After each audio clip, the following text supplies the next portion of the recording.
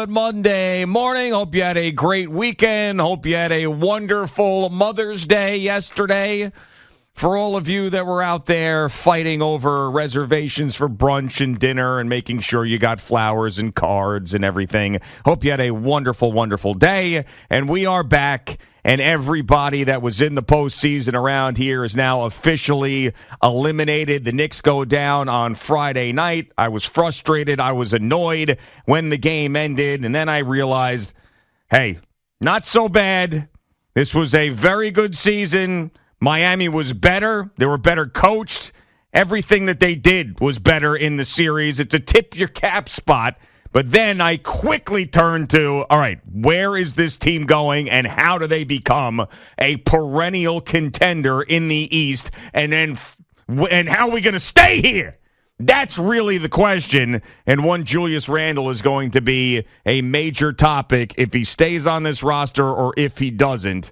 Good morning, Boomer. How are you? Yeah, good morning, G. I felt the same way with you Friday night. Frustrated, but also I was, they played hard. They didn't get blown out like Philadelphia got blown out. Yeah. They didn't lose two in a row the way that Philadelphia lost two in a row. Sure. They came back, they fought their ass off, and they were led by a point guard who is an awesome, awesome basketball player and is the unquestioned leader of this basketball team. So I think we all got more than we ever expected out of Jalen Brunson, and now we expect even more from him.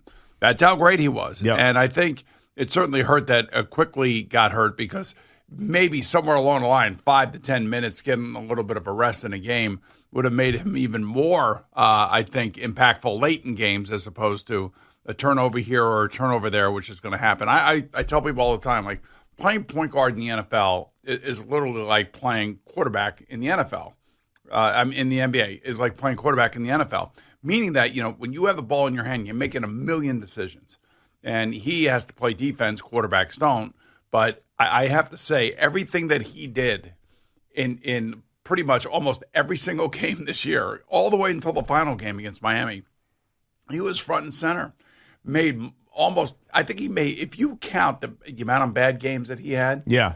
it might have been 5 overall for the entire season plus the playoffs. Yeah, can't say enough great things about him. We know he's a part of the solution, not a part of the problem, and he's going to be here, and that's great. Culture changer, if you will. He is 100%, and he is, and at his size and the toughness that he displays, it's nothing short of just absolutely everything you want from a point guard in the NBA.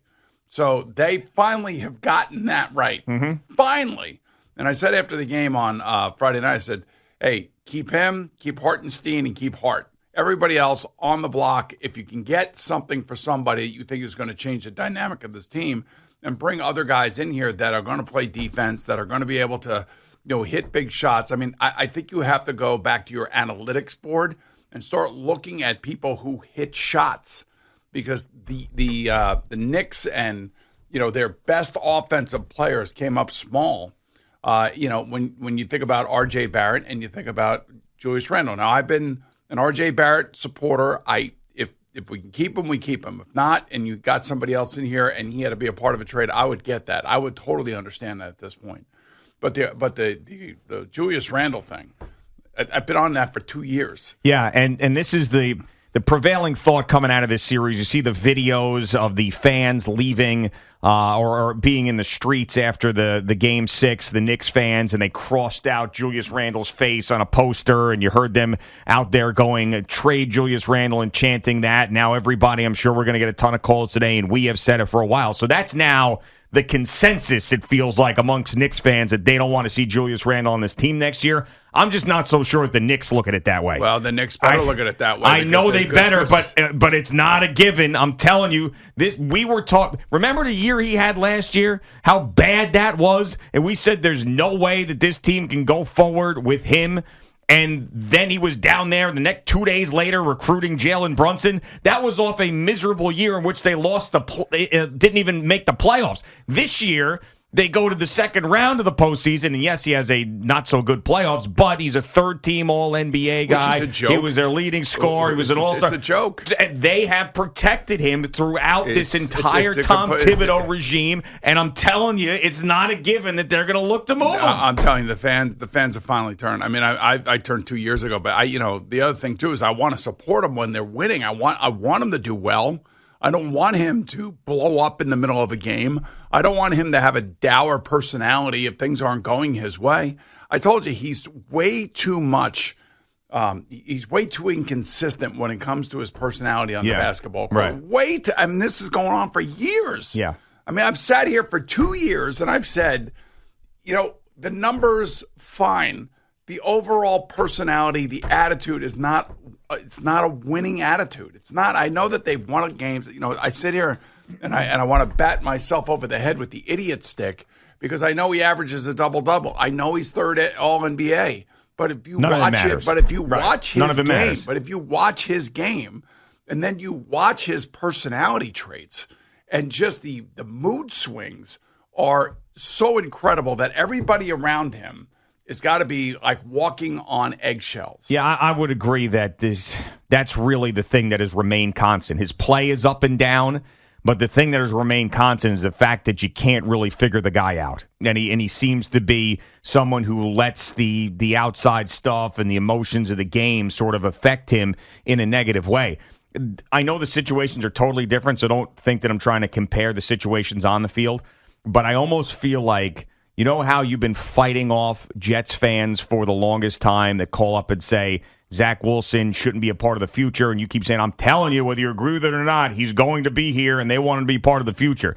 That's my fear with the Knicks, is that we're all saying he's got to go, but the Knicks look at him differently than we look at him. Yeah, you're right. So, because the Jets look at Zach Wilson differently than the Jet fan looks at Zach Wilson because of where Zach Wilson was drafted.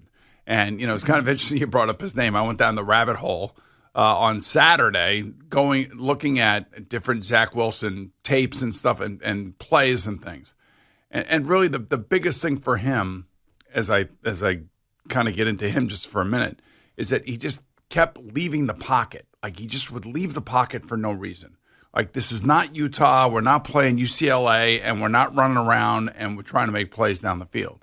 You have to stand in the pocket. And I think one of the things that the Jets hope is that he's going to watch Aaron Rodgers maneuver the pocket the way the pocket's supposed to be maneuvered by a Hall of Fame player. So that's why the Jets are keeping him here, hoping that he learns something from one of the greatest of his era. Now, back to Julius Randle.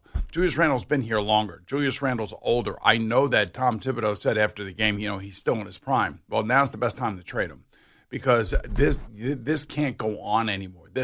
This fluctuation in attitude I don't know what it is. I really don't. I almost see like a bipolar player on the basketball court. Like I see somebody, if he gets off to a good start, everybody's high-fiving, everybody's great, lots of smiles. But when then watch the defensive zone, and you watch some of these plays that people put out there, and they show you his lack of effort and intensity on the defense, and then you see the yelling at the referees, you're yelling at your teammates, you're slamming the ball down. You want the ball even though you're in the midst of like a horrendous shooting game. And it almost seems like every shot that you take is a shot that is either off balance or you're trying to force the issue. Yeah. We all see it. Nobody's saying that he's a bad basketball player. You're just not going to win a championship with him. He's just not a winning basketball player under this current set of circumstances here in New York, especially now that you finally have a legit all-star point guard.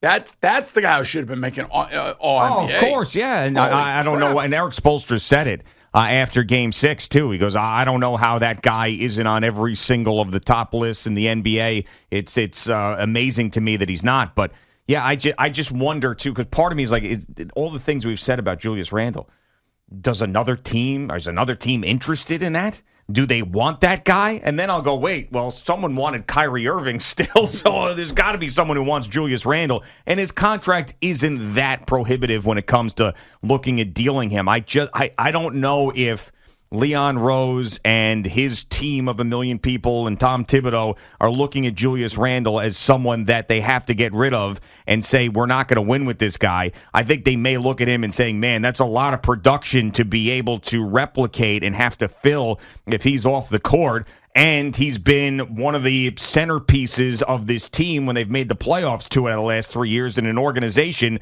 that has been a joke for the better part of 2 decades.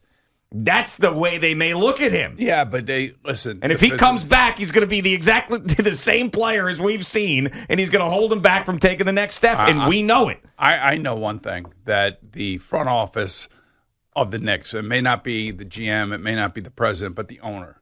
The owner pays attention. The owner pays attention to media, which sometimes is a good thing, and sometimes it's a bad thing. Sure. In this case, I think it would be a good thing for the league, and for the team, to try to move Julius, to just try to move him out of here and try to settle things down.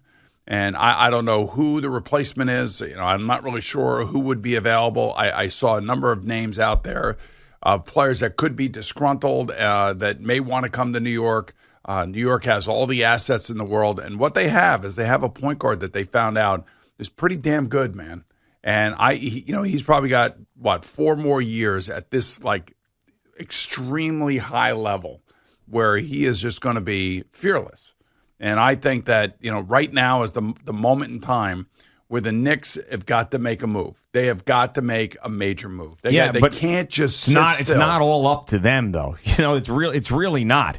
As you saw, there was a superstar that was available that wanted to play here in Donovan Mitchell, and they wanted him desperately and offered what was more than fair in the deal, and Danny Ainge didn't want to deal him to the Knicks. So there's all sorts of hurdles. First, you have to have a guy who wants out of a situation. Then you have to have an organization who is agreeing to get him out of that situation. Then you've got to have the assets and everything in return that organization has, and the Knicks should be able to meet that. I would say Minnesota and Phoenix are 2 places that I'm looking at right now, knowing that I have disgruntled somewhat stars there in those places. Well, you're talking about Karl Anthony Towns in Minnesota? I don't know, man. But yeah, I don't have the I'm just giving you an example. I know, but I'm saying teams that I would look at and say, okay, nobody at Sacramento is disgruntled. The Lakers are fine. Maybe the Clippers could have a disgruntled player here or there. I'm thinking of a Western Conference team, by the way.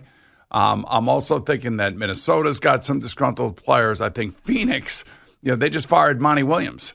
I think there's a lot of stuff going on there with that new owner. And you just never know which kind of player. Like, would DeAndre Ayton float your boat for the Knicks? I mean, in replace of Julius Randle? I mean, I would imagine, an upgrade from the stuff we have seen, maybe not from a scoring standpoint, but the fact that maybe you put him in the right place, he's able to thrive. But that you get rid of Mitchell Robinson. I mean, the point being is that you have to, and every team in every sport is doing this, especially now that you're into, the finals, the conference finals in both the NHL and the NBA right now. All the teams that are sitting on the side, the Rangers right now, they got to figure out a coach. Do they make a big trade? Do they go after somebody? And I just throw this out there because this would be a major trade. So if you're a hockey fan and you wanted to watch hockey last night, you had to stay up late at night and you had to watch it. The best player in the sport is playing in a freaking game, and the NHL has it on at 10 o'clock at night in Eastern Conference time. And that best player in that sport lost out again. Connor McDavid got knocked out. They get knocked out by Vegas. And you say to yourself, okay, are they going to continue, scoring a lot of goals but never winning, or would they be willing to trade, let's say, a Leon Draisaitl to somebody for younger assets, defensive players, that sort of thing? Would that ever come across? And he only has 2 years left on his contract. So that's the kind of thing that I'm talking about, like Edmonton, New York. All right, they got all these great guys, these great players. They make the playoffs, but how far can they go with them? Yeah, and there's certain guys that, of course, move the needle and change things. You talked about the Florida Panthers and Kachuk and how he comes in and changes that whole situation for them. And in the NBA, there's a handful of those guys. Jalen Brunson changed it here. He did, but I'm talking about now the next step. Jalen Brunson, even as great as he wasn't able to get past an 8 seed in the second round of the playoffs because he's held back by certain insufficiencies on this roster. So I'm talking about, you want to be able to go to the finals. You want to be able to bring a championship here for the first time in 1,000 years. then you're going to need Giannis. You're going to need Luka Doncic. You're going to need Devin Booker. You're going to need one of those guys. Yeah, well, I don't know if Devin Booker and Kevin Durant didn't make it.